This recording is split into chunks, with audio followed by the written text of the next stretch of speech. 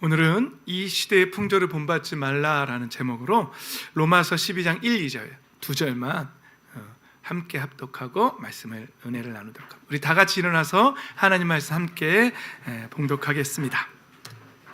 한 목소리로, 두 절뿐이 안 되니까 한 목소리로 힘차게 선포하는 마음으로 읽겠습니다. 시작.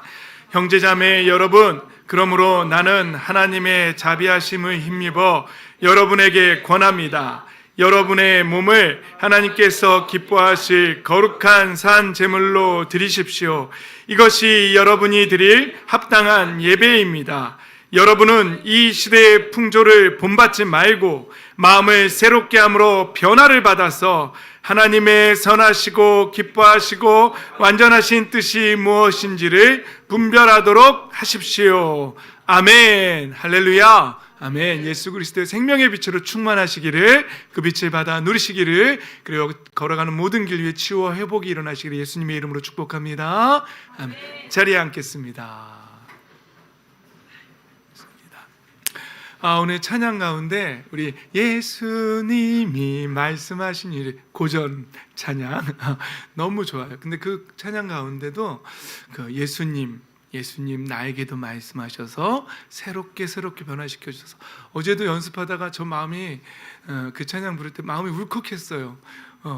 예수님 저에게도 말씀하셔서 내 물이 포도주가 돼 변화시키셨던 것처럼 나를 좀 변화시켜 주십시오.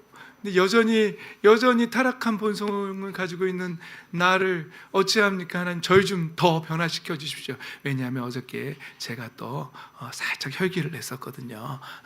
교회에는 막 초파리가 뜨끄지 막 여러, 더 자세하게는 얘기하지 않겠어요. 여러 작용들이 저한테 막 작용을 했어요. 근데 거기서 제가 이렇게 제 마음을 다스렸어야 되는데 혈기가 좀 나더라고요. 그런데 이제 또 이렇게 찬양 연습하면서 내 마음을 새롭게 변화시켜 달라고 찬양하는데 이놈의 마음이 왜 변하지 않을까? 그런 회개를 하면서 오늘도 두 손을 들고 찬양했어요. 예수님 나에게도 말씀하셔서 새롭게 변화시켜 주시옵소서. 우리 예수님의 말씀이 저와 여러분의 귀에 들리고 마음에 박혀서 새롭게 변화되는 놀라운 일이 일어나기를 예수님의 이름으로 축복합니다. 아멘. 좋습니다. 여러분, 아프신 분도 계시고 암에 걸리신 분도 계시고, 우리가 함께 기도도 하고 성경에는 막 바디베어가 눈을 뜨고 놀라운 기적들이 있어요. 그런데요, 제가 목회자가 되고 신앙생활을 하면서 제가 볼 때 제 입장에서 정말 놀라운 기적은요, 귀신이 쫓겨나고 뭐 이런 게 아니고요, 정말 놀라운 기적은 인간이 변한다는 거예요. 이건 정말 제가 경험할 때 너무너무 어려운 일이고, 변하는 사람들을 보면 너무나 신비한 일이고 놀라운 일이에요. 할렐루야. 저와 여러분이 그런데 변했어요. 이건 기적입니다. 여러분, 이 세상에 그 무엇보다도 우리가 예수 그리스도를 영접하고 하나님의 자녀가 되고, 그래도 완벽하게 변하진 않았지만 우리가 회개하고 우리의 마음을 돌이켰다는 것 사실 자체가, 물론 우리가 연약함 때문에 또 쓰러졌다 일어섰다 하기도 하지만 예수님의 이름은 또 회개하고 다시 일어섰지만, 저와 여러분의 방향 자체가 예수님께로 돌이킨 사람들인 줄 믿습니다. 아멘. 우리가 그 돌이켰다는 자체가, 저는 그 어떤 기적보다도, 이 세상의 기적보다도 가장 놀라운 기적이라고 저는 확신합니다. 그래서 저는 기적들을 보고 있어요. 그런데 이 가운데 아직 덜 기적도 있긴 한데 기적이 일어나기를 예수님의 이름으로 축복합니다. 제가 볼 때 성경을 보면서 우리 과거의 선배님들을 생각해 보는 거예요.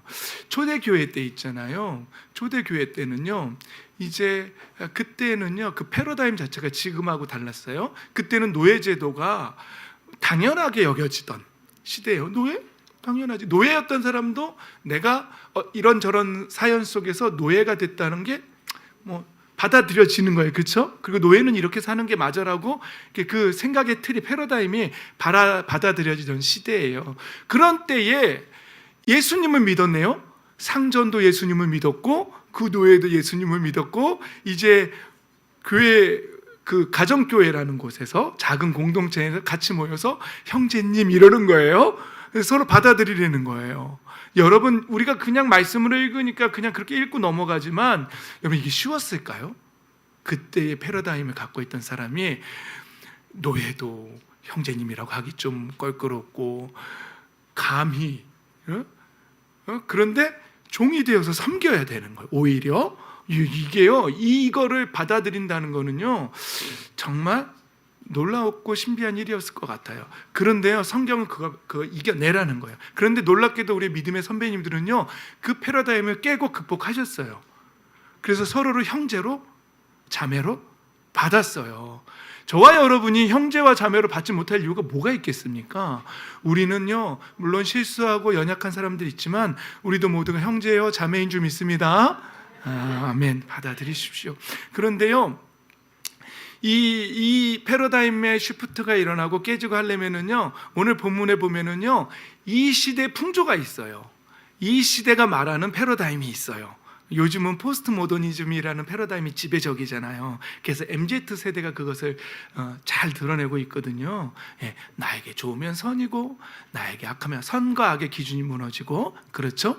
나를 중심으로 생각하기 시작했고, 그리고 내가 좋고 싫음을 분명하게 드러내는, 그러다 보니까 옛날 어른들은 이해가 되지 않는 그런 시대가 되었는데, 근데 성경은요 이러한 시대가 말하는 풍조를 따르지 말라, 본받지 말라고 성경은 말하고 있어요. 이 시대의 풍조대로 살지 말고, 그것에 지배되지 말고, 그것이 당연하다고 여겨져도 그렇게 지배되지 말고, 이 시대를 본받지 말고 성경의 가치관으로 하나님의 뜻을 분별하며 하나님의 가치관으로, 성경의 세계관으로 살라고 오늘 사도 바울 선생님은 우리에게 말하고 있는 것입니다. 할렐루야.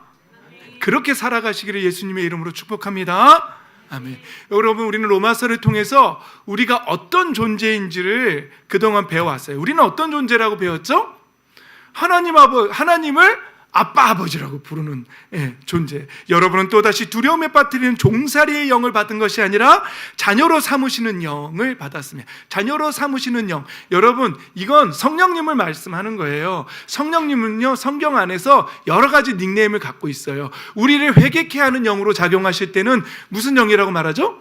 회개의 영. 우리를 당당하게 하나님의 자녀라고 우리에게 담대함을 주는 영으로 작용하실 때는 자녀를 삼으시는 영, 이렇게 말하는 거예요. 또 예수님의 영이라고 표현할 때는 아들의 영, 그리스도의 영이라고 표현했다가도 또 하나님의 영이라고도 표현되었다가 여러 이름을 갖고 계신 거예요. 반면에 또 악한 영들도 여러 이름들을 갖고 있어요. 우리 쉽게 말했던 우리를 음란하게 만들고 그러면은 우리가 세상 사람들 음란마귀 이러면서 이렇게 얘기하잖아요. 음란의 영이라고 성경은 또 그렇게 말하고, 물질, 이 세상의 불순종의 자식들 가운데서 작용하는 영이라고 에베소서에서는, 우리가 읽었던 에베소서에는 그렇게 말하죠. 전에는 그 불순종의 아들들 가운데 작용하는 영을 따라 살았다라고 그렇게 말하고 있잖아요. 그런데 우리를 자녀로 삼으시는 영을 우리가 받았다는 거예요. 그래서 그 성령 하나님이 우리 안에서 역사하심으로 우리를 우리가 뭐라고 부른다고요? 아빠, 아버지라고 부르는 존재가 되었다는 거죠. 할렐루야. 우리는 하나님을 아빠, 아버지라고 부르는 존재라고 배웠습니다. 우리는 그분의 자녀예요. 하나님 아버지, 온 천지 만물의 창조자이시고 주인 되시는 창조주 하나님을 아빠라고 부르는 존재가 되었다는 거예요. 여러분, 감격스럽지 않습니까? 심장이 뛰지 않습니까? 네, 심장이 뛰죠. 늘 이 마음이 감격이 되시기를 예수님의 이름으로 축복합니다. 그리고 또 우리가 어떤 존재라고 배웠죠? 우리는 성령께서 우리의 약함을 도와주신대요.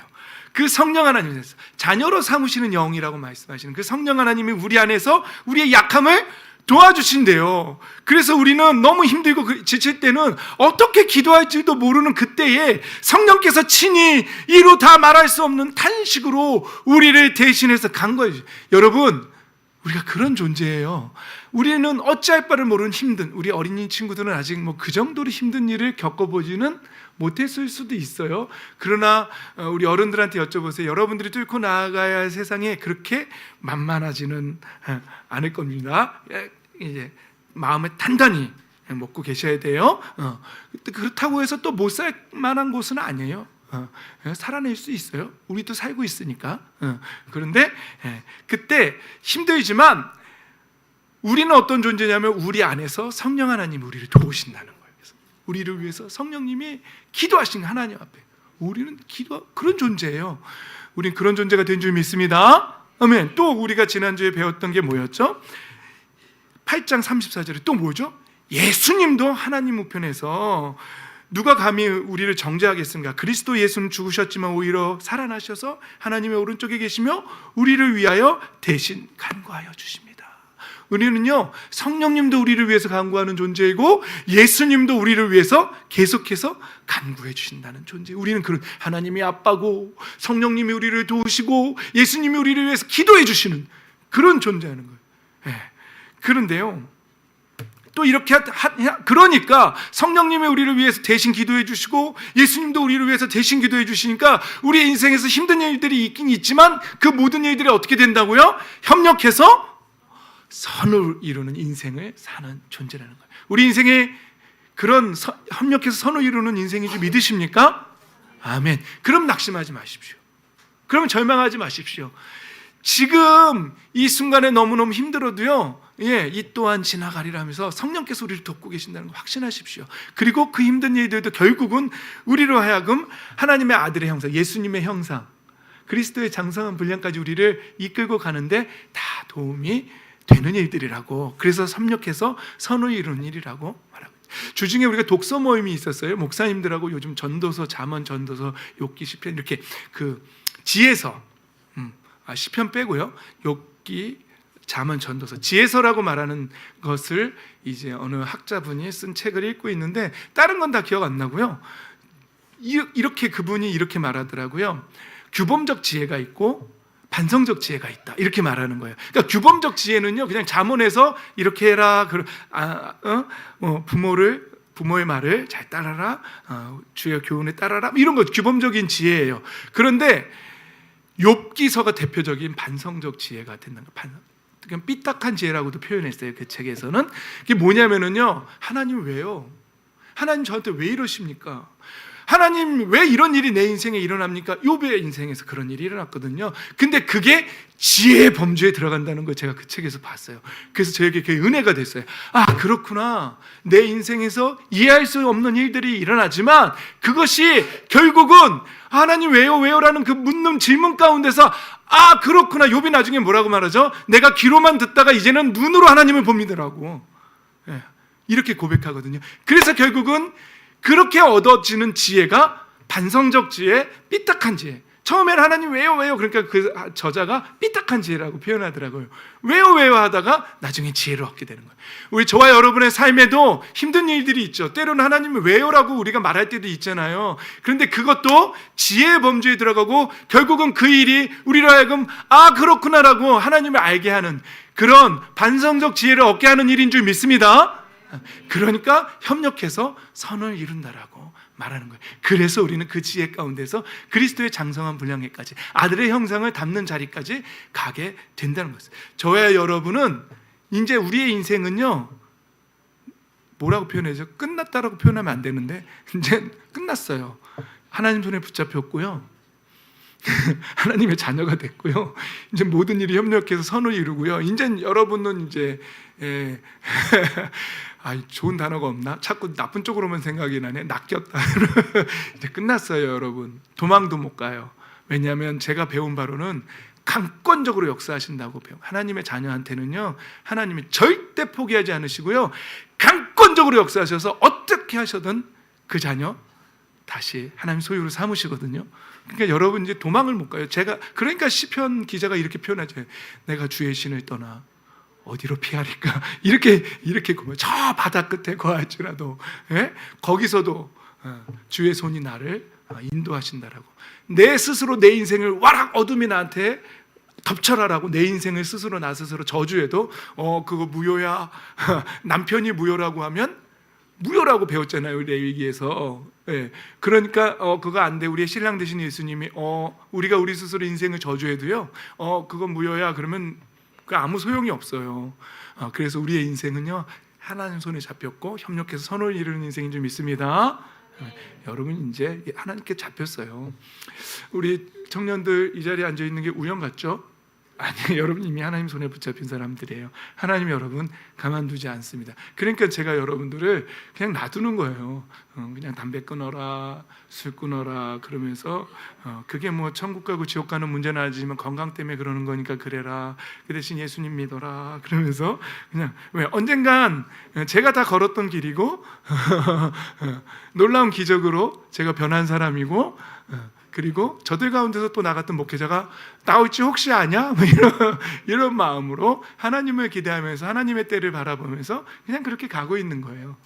할렐루야. 아멘. 하나님께서 역사하실 줄 믿습니다. 아멘. 또 우리가 어떤 존재냐고 배웠죠? 우리는 자녀이면 상속자다. 우리는 하나님의 나라를 상속받는 상속자들, 천국의 상속자들이 되었다는 것이죠. 하나님이 정하신 상속자고 예수님과 함께 더불어 공동 상속자라고 그렇게 되어 있습니다. 그래서 사도 바울 선생님은 현재 우리가 겪는 고난은 장차 우리에게 나타날 영광에 견주면 아무것도 아니라고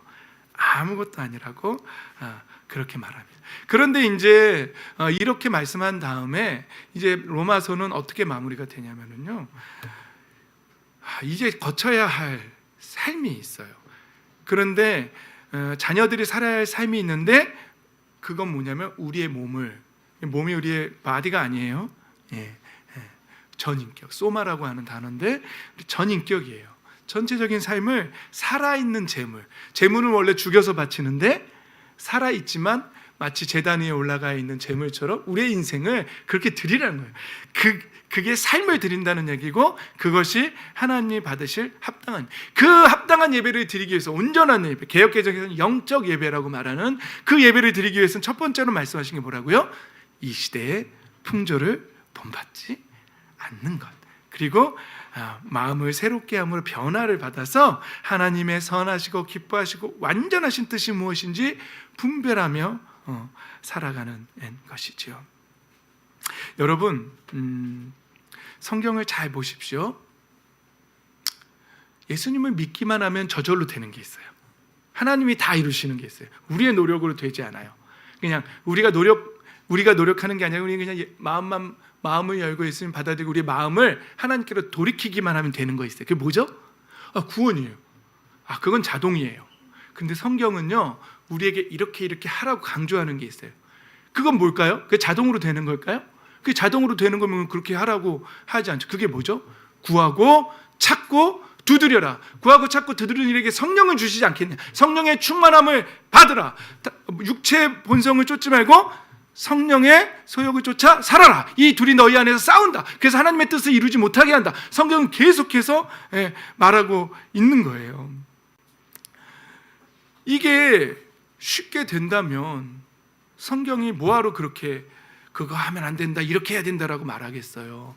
안 되니까, 힘드니까 계속해서 강조하는 거죠. 우리는 그래서 거룩한 우리의 삶을 제사로 하나님 앞에 받으실 만한 영적 예배, 합당한 예배를 우리의 삶을 드리는 거는요, 이 저절로 되지가 않아요. 이건 우리가 해야 돼요. 힘써야 되는 일이에요. 이 지혜를 얻게 되시기를 예수님의 이름으로 축복합니다. 아멘. 그렇습니다. 여러분, 제가 질문합니다. 베드로전서에 보면은요, 베드로 사도가 이렇게 말하는 거예요. 정신을 차리고 깨어 있으십시오. 여러분의 원수 악마가 우는 사자와 같이 삼킬자를 두루 찾아다닙니다라고 이렇게 말합니다. 여러분, 정신 차리고 깨어 있으라는 거예요. 이거는 그냥 저절로 되는 게 아니에요. 이건 우리가 노력하라는 거예요. 힘쓰라는 거예요. 우리 삶의 방향을 글로 기울이라는 거예요.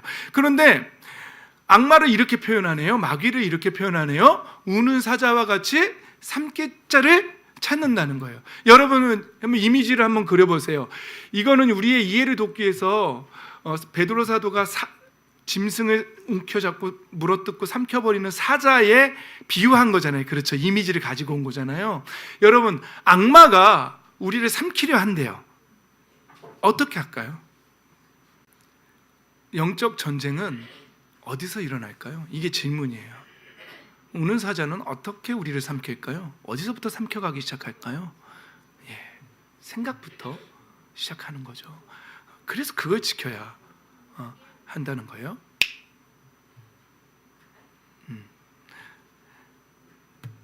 그래서요, 여러분 로마서 6장 16절에 보면 우리에게 내어 맡기면 그 내어 맡긴 그 사람한테 종이 된다라고 그렇게 말하는 거예요. 그래서 죄의 종이 될 것이냐 순종의 종이 되어서 의에 이를 것이냐라고 그 선택하라고 그렇게 말하는 거예요. 이게 뭐냐면 우리의 생각을 내어 맡기는 건데요, 영적 전쟁은요 생각 속에서 일어난다는 사실을 잊으시면 안 됩니다. 그럼 여러분 요한복음에 보면은요 이런 표현이 나와요. 가룟 유다의 마음속에 악마가 뭘 했다고요? 예수님을 팔 생각을 불어넣었다는 거예요. 영적 전쟁은 어디서 일어난다고요? 우는 사자와 같이 삼키는 거 어디서부터 시작된다고요? 생각에서부터 시작된다는 거 명심하십시오. 생각이 사로잡히면, 생각이 잡아먹히면 그 밥이 되는 거예요. 종이 되는 거예요. 그래서 영적 전쟁은 이 생각 지켜내는 게, 그래서 무릇 지킬 만한 것 중에 무엇을요? 너의 마음을 지키라고 성경은 말하고 있는 것이죠. 그런데 여러분, 같은 요한복음 13장 27절로 가면은 이제 그 다음에 어떻게 됐죠? 사탄이 그에게 들어갔대요. 요한 사도는 이렇게 표현하고 있는 거예요. 가룟 유다를 통해서 처음에는 생각에서부터 시작됐고 나중에 아예 그를 사로잡았다라는 걸 그에게 들어갔다라고 이렇게 표현하는 거예요. 그러니까 사로잡혀 버린 것이죠, 가룟 유다가. 그러니까 여러분 영적 전쟁은 여기서부터 시작되는 것이고 이걸 지켜내는 것이 영적 전쟁이라는 것이죠. 여러분 창세기에도 하와가 뱀의 유혹을, 사탄을 상징하는 뱀의 유혹에서 어디서부터 잡아먹혔죠? 우는 사자에게. 왜? 여자가 그 나무를 보니, 그 말을 듣고 생각이 사로잡힌 다음에 나무를 보니 먹음직도 하고 보암직도 하고 지혜롭게 할 만큼, 슬기롭게 할 만큼 탐스럽기도 했다라고 그렇게 보이기 시작했다라고 그렇게 말하는 것이죠. 그래서 우리는 이것을요 생각이 잡히면은요 이거를 묶였다라고 표현하는 거예요. 종이 되었다라고 표현하는 거예요. 성경에서는 자유함을 얻으라고 말하잖아요. 자유는 뭐예요? 생각이 묶이지 않은 상태를 자유라고 말하는 거예요. 여러분 우리가요, 나 이렇게 안 하려고 하는데 자꾸 그렇게 해. 예? 어떤 사람은 예를 들어 봅시다. 알코올에 중독된 사람, 내가 술을 안 먹으려고 그러는데 어느 날 앉아있으면 술집에 앉아있어. 그러더니 여지없이 술을 먹고 알코올 중독의 증상을 나타내는 거예요. 그럼 뭐예요? 그게 그 사람이 자유한 사람이에요? 하나님 안에서 생각이 자유롭게 풀렸어요? 아니에요. 풀리지 않았어요. 그 사람은 술에 묶인 거예요. 나도 모르게 자꾸 술이 안 되는 줄 알면서 왜 그래? 옛날 건데 이거 안 되는 줄 알면서 왜 그랬을까 하면서 자꾸 그쪽으로 가는 거예요. 이게 묶인 거예요. 이게 생각이 잠식당한 거예요. 그럼 결국에는 그 사람의 인생은 잡아먹히는 거예요. 여러분 자유함을 얻었다는 거는요, 거기로부터 생각이 자유함을 얻는 거예요. 예수님의 이름의 권세로 그것을 선포하고 명령하고요, 내 힘으로 안 되면, 중독이라는 건 내 힘으로 안 된다는 거죠. 그러면 공동체의 힘을 얻어서라도, 병원의 힘을, 의학의 힘을 얻어서 어떻게 해서든지 거기로부터 자유함을 얻어야 돼. 거기서부터 풀려라는 게 그게 자유함이에요. 성경이 말하는 자유함은 그런 거예요. 음란함에 사로잡혔다. 안 하려고 하는데 자꾸 음란한 생각이 들고 나도 모르게 자꾸 야동을 보게 되고 자꾸 그쪽으로 간다. 눈만 뜨면 여자 생각만 난다. 우리 남자가 많으니까 청년들 이해하기 쉽게 아주 도의직구로 제가 얘기하는 거예요. 음란함에 사로잡힌 거예요. 생각이 잡아먹힌 거예요. 그러면 음란함의 종이 된 거예요. 그러면 마귀에게, 우는 사자에게 그렇게 잡아먹힌 거예요. 여러분 삶 속에서 힘든 일이 생길 때마다 술이 먼저 생각납니까? 아니에요. 어제 어느 믿음 좋은 집사님과 대화를 하는데 이분이 요즘 이 4가지를 항상 생각한대요. 첫 번째는 사람 변하지 않는다. 그러니까 너무 낙심하지 말라는 얘기를 저는 들렸어요. 그리고 아직 내 인생에 좋은 것은, 진짜 좋은 건 오지 않았다. 그러니까 희망, 소망을 갖고 사는 거죠. 그리고 기왕이면 즐겁게 하자. 피할 수 없으면 즐긴다. 뭐 이런 말이 있잖아요. 기왕이면 하자. 그리고 창조주 여호와를 기억하자 하는 거죠. 그러니까 우리가 힘든 일이 있을 때 하나님이 기억하는 거예요. 힘든 일이 있을 때마다 하나님 어떡하죠? 왜요? 그럼 반성적 지혜를 또 얻게 되는 거예요. 그래서 그리스도의 장성한 분량으로 가는 거예요. 그런데 여러분 힘든 일이 있으면 하나님 왜요? 반성적 지혜로도 못 가고 힘든 일이 있을 때마다 술이 먼저 생각납니까?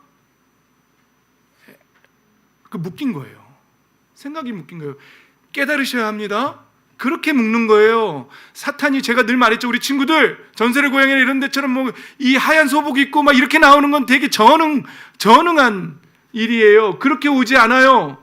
사탄의 일은 그런 우리의 생각을 묶는 일부터 오는 거예요. 그렇게 해서 우리의 인생을 잠식시키는 거예요. 처음엔 생각을 묶고 자유함을 얻지 못하게 하고, 그렇게 중독의 상태로 가서 결국에는 그 사람의 인생을 비참하게 만드는 게, 그래서 어떻게 해서든 그 사람의 인생을 망가뜨리는 게 사탄의 목적이죠. 그 왜 지면 안 되죠. 이걸 깨달아야 돼요. 그래서 그 영적인 전쟁에서 지면 안 됩니다. 우리의 생각을 지켜내시기를 예수님의 이름으로 축복합니다. 아멘. 그래서 사도 바울 선생님은 우리가 읽었던 에베소서에서 뭐라 그러죠? 하나님이 주시는 갑옷, 성령의 갑옷, 성령의 전신갑주, 이건 곧 제가 묵상할 때는 생각의 갑옷이에요. 하나님의 자녀들의 생각의 갑옷, 하나님의 자녀들이 생각이 원수마귀가 침투하지 못하도록, 그것을 잡아먹지 못하도록 하나님의 능력으로, 성령의 능력으로 그 생각이 갑옷을 두른 것처럼, 철갑을 두른 것처럼 생각을 정확하게 붙잡고 있는 거예요. 하나님의 나라로, 전국의 소망으로, 믿음으로, 나를 살리신 예수 그리스도의 십자가와 그 보혈의 능력으로, 그 부활의 권능으로 생각이 딱 잡혀 있는 거예요. 그러면 옆에서 이렇게 힘들 땐 술을 먹어야 돼 라고 했을 때 술로 가는 것이네. 사탄아 물러가라. 그리고 난 너에게 종이 될 마음이 전혀 없다. 생각이 묶일 마음이 전혀 없다. 난 하나님의 자녀다라고 선포하고, 그렇게 나아가는 사람이 성령의 전신갑주를, 갑옷을 입은 사람들이죠. 그래서 사도 바울 선생님이 이렇게 말하는 거예요. 주님 안에서 그분의 힘찬 능력으로 굳세게 되라고요. 그래서 악마의 간계가 뭐라고요? 간사한 계략이에요. 그냥 쉽게 말하면 간사한 계략이에요. 악마는 어떻게 해서든 간사한 계략을 써서 우리를 넘어뜨리려고 하는 거예요. 우리 생각을 붙잡고. 그때 하나님이 주신 온몸을 덮는 그 갑옷을 입고, 생각의 갑옷, 성령의 갑옷, 성령의 전신갑주를 입고 생각을 지켜내고 악한 영들을 상대로 그 영적인 전쟁에서 승리하라고 사도 바울 선생님은 에베소서에서 말하고 있는 것입니다. 여러분, 이 시대의 풍조를 본받지 말라는 것, 이 시대의 생각, 이 시대에 우리를 중독시키는 것들, 그것도 중독이에요. 이 시대의 가치관에 사로잡히는 것, 또 중독이에요. 그리고 묶이는 거예요. 종이 되는 거예요. 절대로 거기에 묶여서는 안 된다는 것이죠. 하나님의 뜻이 무엇인지 분별하라는 거예요. 그러려면 성경 읽고 기도하셔야 됩니다. 이거는 그냥 구원받는 것처럼 믿기만 하면 되는 게 아니에요. 힘든 일이기 때문에 성경이 계속해서 힘줘서 말하는 거예요. 여전히 영적인 전쟁이 있고, 여전히 사탄은 우는 사자와 같이 우리의 생각을 사로잡아 먹으려고, 묶으려고, 중독시키려고 달려들고 있고, 그 방법들은 간사한 계략이 여러 가지 다양한 방법으로 우리를 묶으려고 하는데, 그것을 오늘 본문에서 이 시대의 풍조를 본받지 말라고, 그것을 깨뜨리라고, 그리고 하나님의 뜻을 분별하여서 하나님의 자녀답게 삶을 거룩한 예배로, 합당한 예배로, 영적 예배로 드리는 하나님의 빛의 자녀들이 되라고 사도 바울 선생님은 말하고 있습니다. 바라기는 저와 여러분이 이 생각의 사로잡힘에, 묶임에 묶이지 말고 성령의 전신갑주를 입고 생각의 갑옷을 입고 빛의 자녀들로 살아가서 이 시대의 풍조를 따르는 자들이 아니라 하나님의 영광스러운 십자가의 군사들로 살아가시기를, 그래서 승리의 열매, 영광의 열매, 빛의 열매, 생명의 열매가 우리의 삶 속에서 가득가득 열리게 되시기를 주 예수 그리스도의 이름으로 축복합니다. 아멘.